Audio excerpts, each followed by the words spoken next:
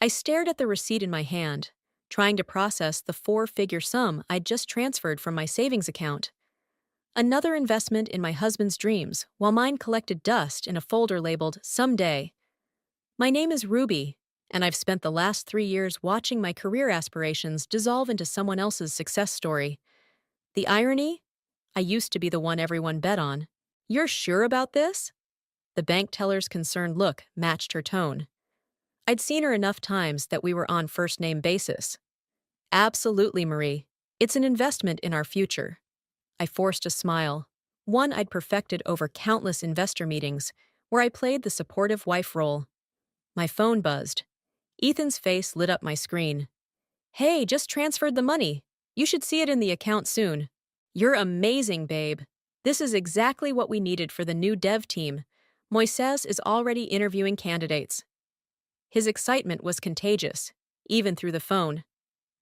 Dinner tonight? I'm thinking that Italian place you love. Can't tonight. Meeting Rosalind for drinks. She's having a rough time with the divorce. Right. Tomorrow then? I promise I'll make it up to you. I hung up and checked my watch. Just enough time to make it to the office where I worked as a marketing director, a job I'd taken because it offered flexibility to help with Ethan's startup. 3 years ago, I'd been on track to become CMO at one of the city's top firms. While our story unfolds, we're curious. Where are you all watching from today? From beaches to mountains, we'd love to know. Let's continue. Ruby! Nadia, my mentor from my previous company, waved from across the lobby. I was just thinking about you. Nadia? What brings you here? She pulled me into a hug. Client meeting. But listen, there's an executive position opening up at Vertex. Your name came up in the board meeting. My heart skipped. Vertex was everything I dreamed of. I can't. Ethan's company is at a crucial stage. Nadia's face fell. You're still putting everything into his startup? Ux, it's our startup, I corrected automatically, though the words felt hollow. Honey, when was the last time you were even involved in a business decision there? Before I could answer, my phone chimed with a text from Heidi, my younger sister. Lunch tomorrow? Need your advice on something. Sorry, Nadia, I should head up, but let's catch up soon. Don't be a stranger. She squeezed my arm. And Ruby, don't forget who you are. The rest of the afternoon dragged until my meeting with Rosalind at our usual bar. She was already nursing a martini when I arrived. You look like hell, she said, pushing a glass toward me. Thanks. You really know how to make a girl feel special. Seriously, what's wrong? And don't say nothing. I've known you too long for that. I sighed, swirling my drink. Ever feel like you're living someone else's life? Not all the time during my marriage. She leaned forward. Is this about Ethan's company? I just transferred another chunk of my savings. That's 6 figures now, Roz. 6. And I barely know what's happening there anymore. Have you talked to him about it? He's so focused right now. The company's growing. They're hiring. I don't want to be that wife who holds him back. But it's okay for him to hold you back? Before I could respond, movement at the bar caught my eye. A familiar figure was leaving through the side door. Ethan. But he wasn't alone. A woman was with him, her hand on his arm, laughing at something he'd said. Ruby, what is it? Nothing, I said quickly. Thought I saw someone I knew. But my hands were shaking as I reached for my phone. Ethan's earlier text glowed on the screen. Stuck at the office tonight, big project deadline. You okay? Rosalind's voice seemed far away. Yeah, I lied, my mind racing. Just remembered something I need to check on at work. I grabbed my purse, making excuses to leave. Outside, I stood in the cool evening air, trying to make sense of what I'd seen. It was probably nothing. A colleague? A potential investor. But as I flagged down a taxi, I couldn't shake the image of that woman's familiar laugh, the way she'd touched Ethan's arm. Something in my gut told me this wasn't the first time he'd lied about working late. My phone buzzed again. Another text from Heidi. Really need to talk. Important. I closed my eyes, letting my head rest against the taxi's window. Tomorrow, I decided. tomorrow I'd start asking questions. But deep down, I already knew I wouldn't like the answers. The cafe where Heidi and I always met was unusually quiet. My sister sat across from me, shredding a napkin into tiny pieces, avoiding my eyes. Something was off. She'd barely touched her usual caramel latte. "So, what's this important thing we need to discuss?" I asked, trying to keep my voice light despite the knot in my stomach. She flinched. I don't know how to say this. "Since when do you struggle to tell me anything?" I forced a laugh. "You've been oversharing since you learned to talk." Tears welled in her eyes. "Ruby, I've done something terrible." The knot in my stomach tightened. "What is it?" "It's about Ethan." Her voice cracked. My coffee cup froze halfway to my lips. "What about Ethan? We've been—" She took a shaky breath. "We've been seeing each other." The words hit me like a physical blow. The cafe's ambient noise faded to a dull roar as memories flashed through my mind. Ethan's late nights, Heidi's sudden interest in tech startups, their awkward behavior at family dinners. "How long?" The words came out barely above a whisper. 6 months. She reached for my hand. I yanked it away. 6 months! My voice rose sharply. Several heads turned our way. "My husband and my sister, for 6 months. Ruby, please." "Please what?" I stood up, my chair scraping against the floor. "Please forgive you for sleeping with my husband while I poured my life savings into his company. It wasn't supposed to happen." Tears streamed down her face. "We never meant to get caught?" I grabbed my purse. "Don't follow me." Outside, the spring air felt suffocating. My phone was already ringing. "Heidi." I declined the call and dialed Ethan's number instead. He answered on the third ring. "Hey babe, I'm in a meeting." "Come home, now." I hung up before he could respond. The drive home was a blur. I paced our living room, touching things that suddenly felt foreign. Wedding photos, shared memories, lies. When Ethan finally walked in, his face told me he already knew. "She told you." It wasn't a question. 6 months, Ethan? While I supported your dreams, funded your company, put my life on hold? He stepped toward me. "Ruby, I can explain." "Explain what? How you fucked my sister. How you looked me in the eye every day and lied." "It was a mistake. I'll end it, I swear. We can work through this." I laughed. A harsh sound that surprised even me. "Work through this? Do you have any idea how much money I've invested in your company?" "Our company," he corrected automatically. "My money," I snapped. "Or did you forget where your seed funding came from?" His face changed. "What are you saying?" "I'm saying get out, now." "Ruby, please, I love you. Get out!"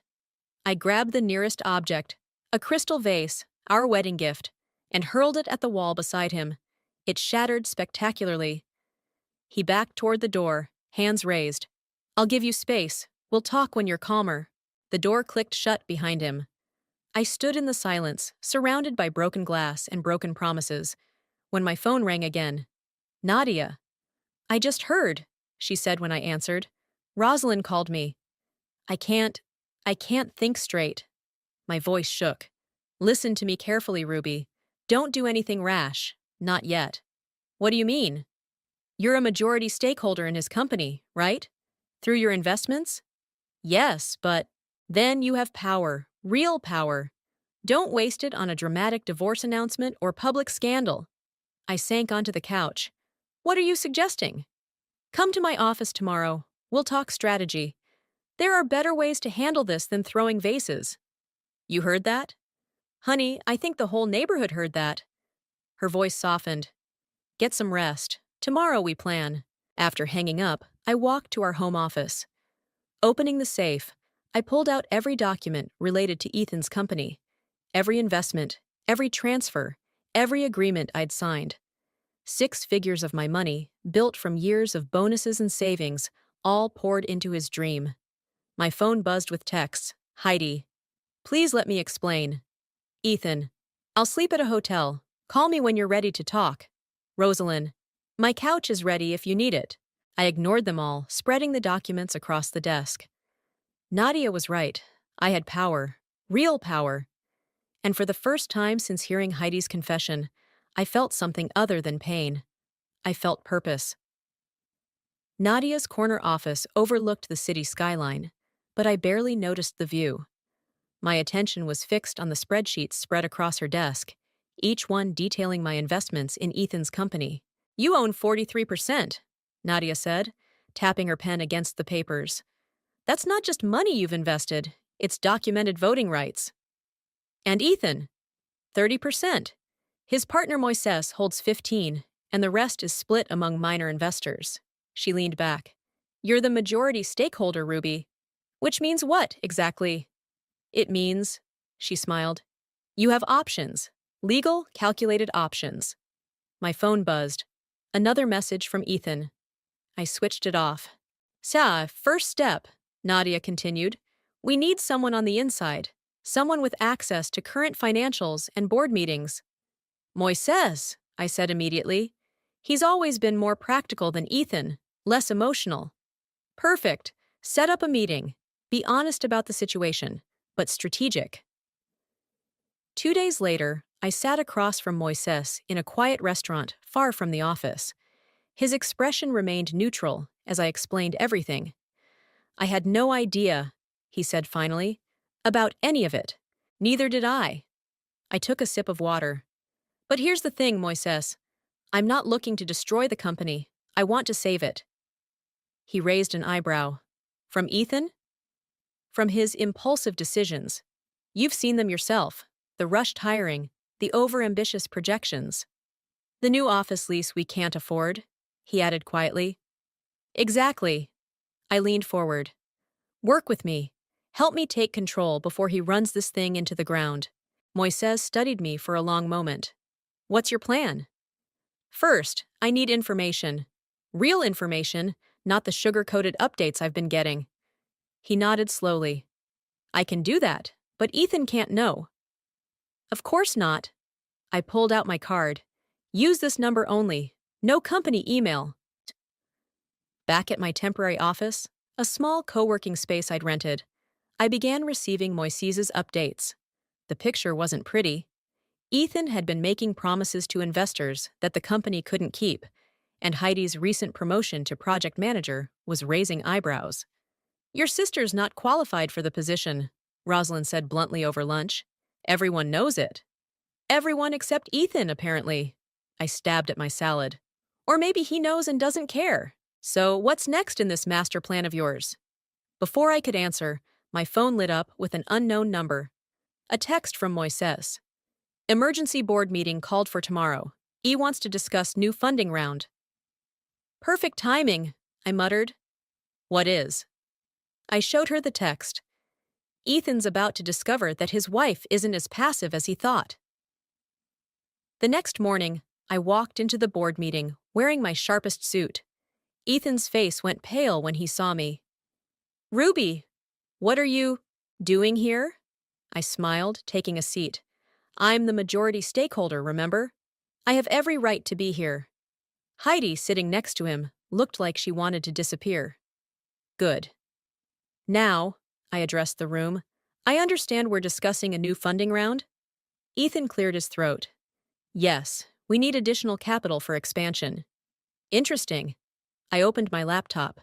"Because according to these projections, what we actually need is better management of existing resources." The room went quiet. Moises shifted in his seat, hiding a smile. "I've prepared an alternative proposal." I started my presentation. "Our current burn rate is unsustainable. We're hemorrhaging money on unnecessary expenses while core development is underfunded." For the next 30 minutes, I laid out every financial misstep, every questionable decision, every inflated projection. With each slide, Ethan's face grew redder. "This is ridiculous," he finally exploded. "You can't just walk in here." "Actually, I can. And I am." I turned to the other board members. "As majority stakeholder, I move to temporarily suspend all major financial decisions pending a complete audit." "I second the motion," Moises said immediately. The vote was quick and decisive. Ethan watched helplessly as his control began slipping away. After the meeting, he caught up to me in the parking lot. "What are you doing, Ruby?" "Protecting my investment." I kept walking. "Is this about us? About Heidi? Because we can fix that." I spun around. "Fix it? You think this is about fixing our marriage? Then what is it about?" "It's about consequences, Ethan." I met his eyes. "You're about to learn that every action has them." As I drove away, my phone buzzed with a text from Nadia. "How did it go?" I smiled, thinking of Ethan's face when I took control of that meeting. "Phase 1 complete. Ready for Phase 2? Her response came quickly. "Always. Dinner tonight? We have a lot to plan." For the first time in days, I felt truly powerful. This wasn't just about revenge anymore. It was about reclaiming what was mine. And I was just getting started. "You're doing what?" Rosalind nearly choked on her wine. "Going to my parents' anniversary dinner," I repeated, adjusting my earrings in her bathroom mirror. "With Ethan." "Have you lost your mind?" "Yo, it's called strategy." I applied a final coat of lipstick. "Mom's already devastated about the separation. I'm not ruining their 40th anniversary by making it public." "And Heidi?" "Conveniently caught food poisoning." I smiled grimly. "At least that's what she told them." The drive to the restaurant with Ethan was thick with tension. He kept glancing at me, probably trying to reconcile this composed version of his wife with the one who'd thrown a vase at him. "Ruby," he started. "Don't." I kept my eyes on the road. "We're doing this for my parents, that's all." The restaurant was packed with family friends. My parents beamed when we walked in hand, the perfect couple. If only they knew. "Where's Heidi?" Mom asked, hugging me. "Food poisoning," I said smoothly. "She sends her love." Throughout dinner, I played my part flawlessly, laughing at the right moments, touching Ethan's arm occasionally, sharing knowing looks. But underneath the table, my phone buzzed constantly with updates from Moises about the company audit. "Everything okay?" Ethan whispered as I checked another message. "Just work," I smiled sweetly. "You know how it is, always something urgent." His jaw tightened. He knew exactly what kind of work I was dealing with. Back at Rosalind's apartment, my temporary home, I kicked off my heels and opened my laptop. Moises's latest email confirmed what I'd suspected. Heidi's promotion had come with an unauthorized salary increase, far above market rate. "Got you," I muttered, forwarding the evidence to my lawyer. My phone rang. Nadia. "How was dinner with the parents?" "Oscar-worthy performance," I sighed. "But exhausting. Good news, though. Our contact at the investment firm got back to me. They're interested in meeting." I sat up straighter. "Really? That was fast." "They've been watching the company for a while. Your audit revelations just confirmed their suspicions about management issues." The next morning, I walked into the office I'd set up in the co-working space to find Heidi waiting. "How did you get in here?" "Told reception I was your sister." She looked terrible, pale, with dark circles under her eyes. "We need to talk." "I have nothing to say to you." "Ruby, please, I'm drowning here. The new project they gave me, I'm not qualified. I can't handle it." "Funny how actions have consequences, isn't it?" "I know you're behind the audit," she said quietly. "Behind everything." "Prove it." "I'm your sister. I know how you think." "No." I stepped closer. "You lost the right to call yourself my sister when you slept with my husband." "I'm sorry." She burst into tears. "I never meant to get caught, to face consequences, to actually have to earn your position instead of sleeping your way into it." Her face crumpled. "What do you want from me?" "I want you to do your job, the one you're so desperately unqualified for. And when you fail, and you will fail, I want you to remember that you did this to yourself." After she left, I called Nadia. "Heidi just paid me a visit." "How did that go?" "About as well as expected." I rubbed my temples. "She knows I'm behind everything. Does it matter?" "No," I said after a moment. "It actually makes it better." That afternoon, I had another board meeting. Ethan looked exhausted. his usual confidence replaced by nervous energy. The audit findings were devastating: financial mismanagement, unauthorized bonuses, inflated projections. These decisions have put us in a precarious position. I concluded my presentation. We need immediate changes in management structure. You can't just. Ethan started. Actually, she can, Moises interrupted. And she should. The vote was unanimous. Effective immediately, all major decisions would require board approval, meaning my approval. In the hallway afterward, Ethan grabbed my arm. This isn't you, Ruby. This calculated revenge. I pulled away. You have no idea who I am anymore, but you're about to find out.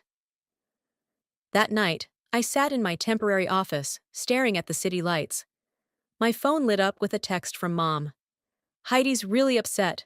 Whatever's happening between you girls, please fix it. I turned the phone face down. The time for fixing things was long past. Now was the time for dismantling, piece by piece, decision by decision, until there was nothing left of the life they'd destroyed. My laptop pinged with an email from the investment firm. Meeting confirmed for tomorrow. I smiled, thinking of Ethan's face when he realized just how thoroughly I'd orchestrated his downfall. This double life, playing the civil ex-wife while systematically taking control, was exhausting, but watching them squirm made it worth every moment. The investment firm's conference room felt colder than necessary. I watched Ethan fidget with his tie as the potential investors reviewed our presentation. These numbers are concerning, said Sarah, the lead investor, particularly the management turnover rate. We're implementing changes, Ethan started, but I cut him off. Actually, we're completely restructuring our management approach. I pulled up a new slide. I've developed a transition plan that addresses these issues. Ethan's head snapped toward me. This was the first he'd heard of it. Interesting. Sarah leaned forward. And who would lead this transition? I would. I met her gaze steadily. As majority stakeholder, I'm positioning myself to take a more active role. The meeting ended with cautious optimism from the investors. In the elevator afterward, Ethan exploded. What the hell was that? That was me saving your company from your mismanagement. By taking over? This isn't what you do, Ruby. You're not a tech executive. No, I'm just the person who funded your dreams while you screwed my sister. The elevator doors opened, and I walked out, leaving him sputtering behind me. Back at the office, Moises was waiting with more updates. Heidi's project is falling apart. 3 developers quit this morning. Already? I raised an eyebrow. That was faster than expected. She had a breakdown in the middle of a team meeting, started crying about being in over her head. My phone buzzed. Speak of the devil. Ruby? Heidi's voice was shaky. I need help. Sounds like a personal problem. Please. The project. I don't understand half of what they're talking about. The team doesn't respect me. They know I'm not qualified. Finally, something we agree on. I'll quit. Just, please stop whatever you're doing. I laughed. Quit? No, dear sister. You're going to stay right where you are and face every consequence of your actions. Later that evening, Rosalind poured me another glass of wine. Don't you think you're being a little harsh? Harsh? I set my glass down. They destroyed my marriage, betrayed my trust, and tried to take advantage of my investment. They deserve harsh. I know, but... She hesitated. You seem different lately. Colder. Before I could respond, my phone rang. Mom again. Ruby, honey, what's going on? Heidi's a mess. Ethan looks terrible, and you're acting like nothing's wrong. Everything's fine, Mom. Don't lie to me. I'm your mother. I know when something's wrong with my girls. I closed my eyes. Mom, please. Not now. After hanging up, I checked my email. The investment firm had sent their terms, with one condition. I had to take over as CEO. They want me to run it, I told Nadia over the phone. Isn't that what you wanted? Is it? I stared out the window. I wanted revenge, but this is power, she finished. Real power. The next morning, I arrived at the office early to find Ethan waiting in my temporary workspace. We need to talk. He looked awful, unshaven, shirt wrinkled. About? About us. About what happened. He ran a hand through his hair. I made a terrible mistake, Ruby. The biggest mistake of my life. Just one mistake? Or 6 months of mistakes? I love you. I never stopped loving you. That's worse, actually. I kept my voice steady, because it means you knew exactly what you were doing when you betrayed me. What can I do? His voice cracked. Tell me how to fix this. For a moment, just a moment, I felt my resolve waver. Then I remembered finding them together, remembered every lie, every betrayal. You can't fix this, Ethan, but you can watch while I take everything you built and make it better than you ever could. He slumped against the wall. This isn't you, Ruby. This revenge. It's changing you. No, I stood up. It's revealing me. Now get out of my office. After he left, I sat there shaking. My phone buzzed with a text from Heidi. The team's requesting a project review. I can't do this presentation. Then fail, I typed back. Publicly. Another message popped up, this time from Moises. Board meeting in an hour. Investment firm's terms are on the agenda. I gathered my materials, pushing down the nagging voice that sounded suspiciously like Rosalind asking if I was going too far.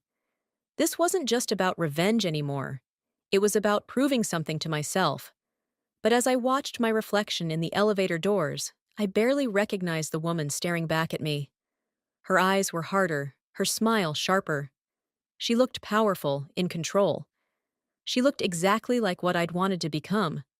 So why did that scare me so much? The boardroom fell silent as I laid out the investment firm's terms. Ethan sat at the far end, his face ashen.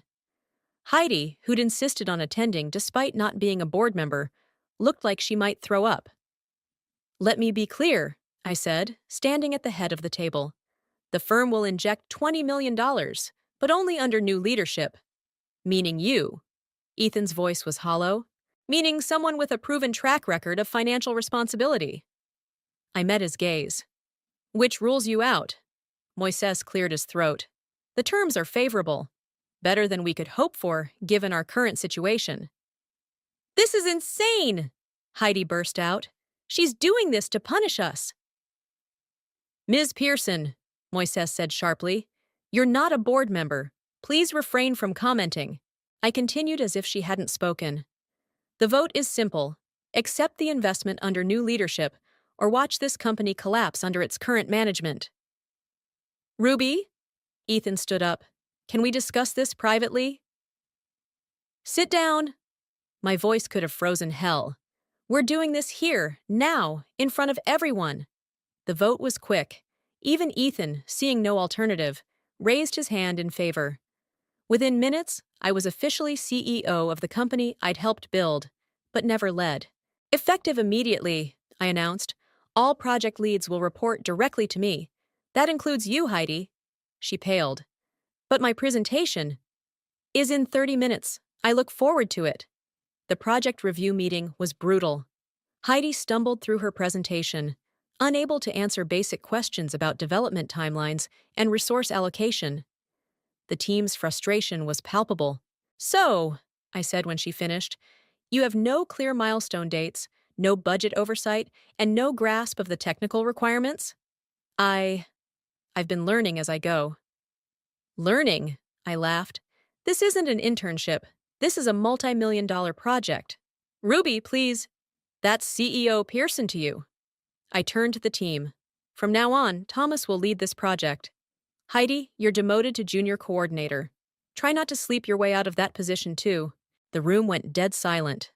Heidi burst into tears and ran out. I continued the meeting as if nothing had happened. Afterward, Ethan cornered me in my new office, his old office. That was cruel, he said. Cruel? I turned from organizing my desk. Like sleeping with my sister while I funded your dreams? That kind of cruel? I know I hurt you. No, I cut him off. You have no idea how much you hurt me, but you're about to find out. What does that mean? I smiled, pulling out a folder. It means I'm exercising my right as CEO to review all compensation packages, starting with yours and Heidi's. His face went white. You can't. I can and I will. Now get out of my office. Unlike some people, I actually work for my position. That evening, Rosalind found me still at my desk, reviewing files. You missed our dinner, she said, setting down takeout. Had to hear about your boardroom drama from 3 different people.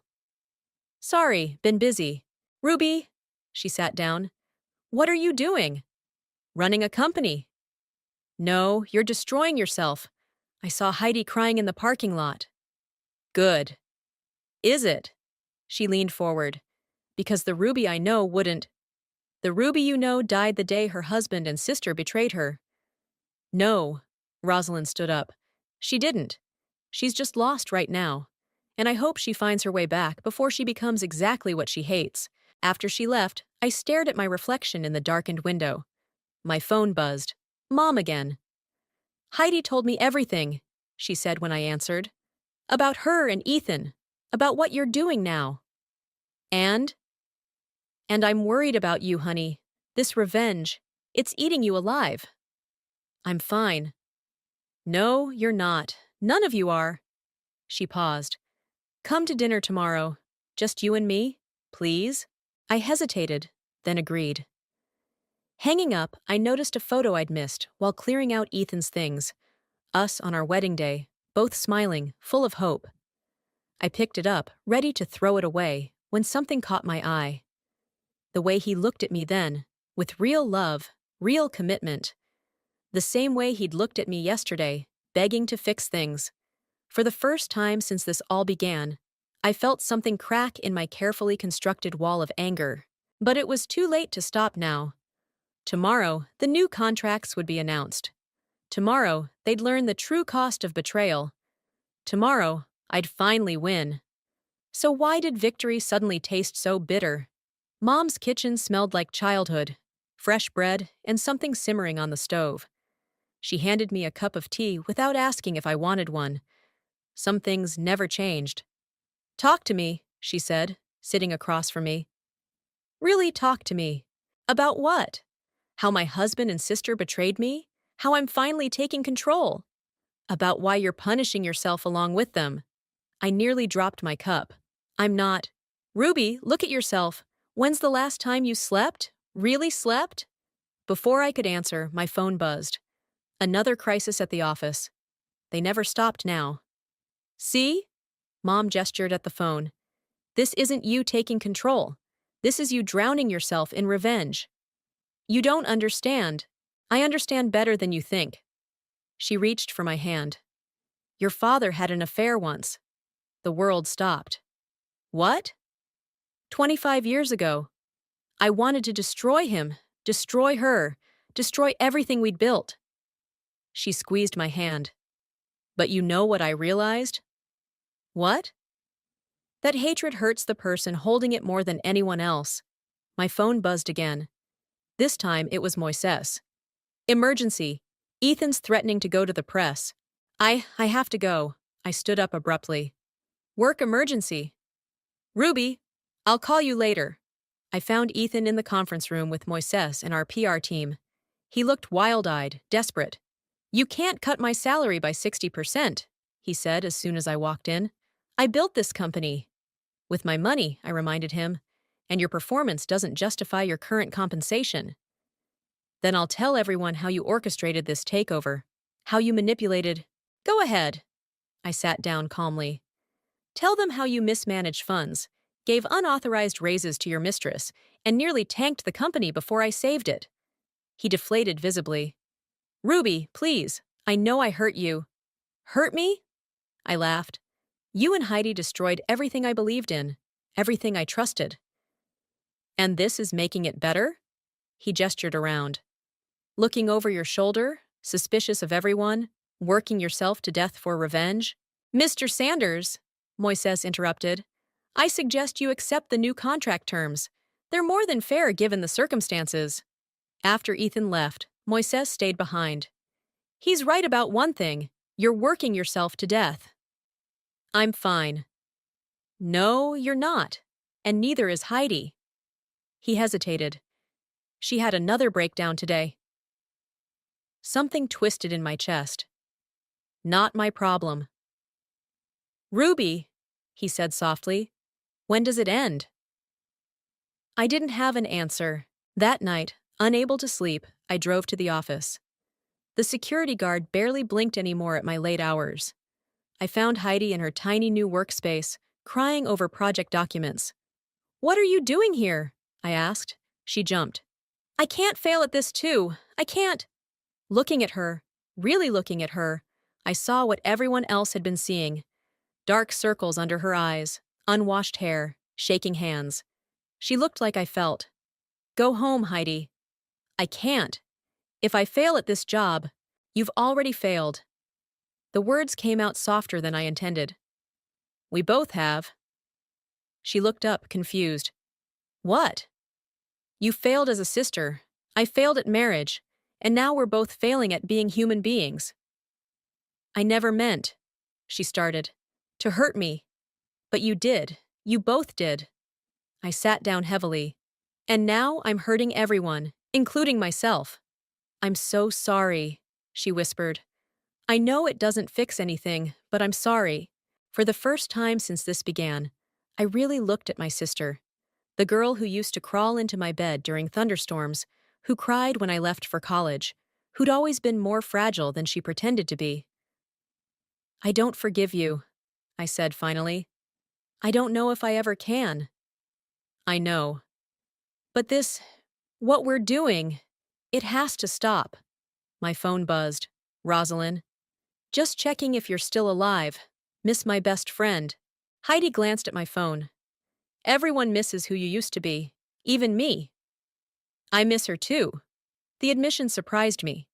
I'm just not sure how to find her again. Maybe. Heidi stood up shakily.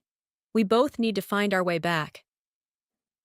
I watched her gather her things, remembering Mom's words about hatred hurting the person holding it. Looking around the empty office, at what my victory had cost, I finally understood what she meant. Heidi, I called as she reached the door. Get some sleep, real sleep. She nodded, then paused. You too, Ruby, please. After she left, I sat in the darkness, letting the weight of everything crash over me. My phone buzzed one last time. Mom. Remember, sweetheart, healing is harder than hurting, but it's worth it. For the first time in months, I let myself cry. The morning sun streamed through my office windows as I reviewed the final separation agreement. Across the desk, Ethan sat quietly, pen in hand. You're keeping me on as CTO? He looked up from the papers. You're good at the technical side, I said. That was never the problem. And Heidi? She's resigned, taking classes in project management, learning the right way this time. He nodded slowly. I never wanted any of this. Neither did I. I pushed the papers toward him. Sign. As he scribbled his signature, Moises knocked and entered. The investment team is here. The meeting went smoothly. Our new structure was solid. Me as CEO, Ethan as CTO with clear boundaries, and a fresh management team vetted by the board. No more shortcuts, no more nepotism. Impressive turnaround, Sarah, the lead investor, said afterward, though not quite what we expected when we first met. Life rarely is, I replied. Later, I found Rosalind waiting in my office with lunch. Heard you're making changes. Had to. I took a bite of sandwich. Turns out revenge is exhausting. Finally figured that out, huh? She smiled. So what now? Now? I pulled out a folder. Remember that CMO position I turned down 3 years ago? They're still interested? Different company, better offer. I handed her the letter. They want someone who can transform struggling businesses. And the startup? I'll remain on the board, but step down as CEO once we've stabilized. Moises will take over. He's ready. My phone buzzed. Heidi. Passed my first certification exam. Good job, I texted back. It wasn't forgiveness, but it was something. You're different, Rosalind observed. Lighter somehow. Mom said something that stuck with me. about hatred hurting the person holding it. Smart woman, your mom. Speaking of, I checked the time. I should go. Family dinner tonight. The whole family. No, just mom and me. Baby steps. That evening, Mom's kitchen felt different. No tension, no unspoken accusations. Just the familiar smell of home and the sound of her humming while she cooked. Heard about the changes at work, she said, stirring sauce. Proud of you. For giving up revenge? For choosing growth instead? She turned to face me. It's harder, isn't it? Much harder. I helped her plate the food. But better. And Heidi? We text sometimes, about her classes, mostly. I sat down. I'm not ready for more. But you're ready for something, she smiled. That's progress. After dinner, I drove to the beach, my thinking spot since childhood. The waves crashed steadily as I pulled out my phone and opened my email drafts. Dear Heidi, I typed.